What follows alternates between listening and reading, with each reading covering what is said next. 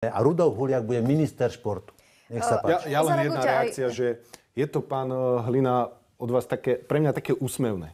Keď vy rozprávate a tu dehonestujete pána poslanca Politické metamorfózy ste OK, super, tak aj ja poviem, hej. Dajte, Keď dokázal byť ministrom školstva váš predseda Greling Kaderník, pani Remišová, babkoherečka, rozdeľovala všetky eurofondy, najhoršie čerpanie.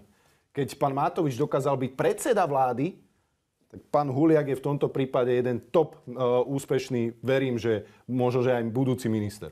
Musím zareagovať. Ja to poviem tak. Platón to myslím povedal. Nakoniec vám budú vládnuť tí najneschopnejší z vás. Ty tu už boli 3,5 roka. A teraz...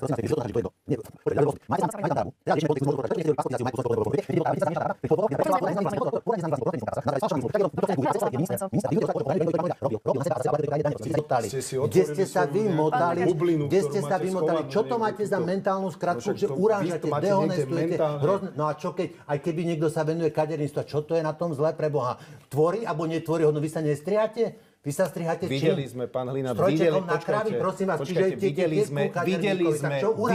Čo urážate slušných ľudí, ktorí sa živia svojou robotou? A vy zrovna, čo ste sa premotali pol života po nejakých úradoch a špekulovali s pozemkami na Fačkove. Čo si to dovolujete vôbec? Sa do niekoho navážať?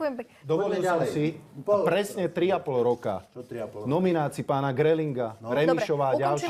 Jednoznačne urobil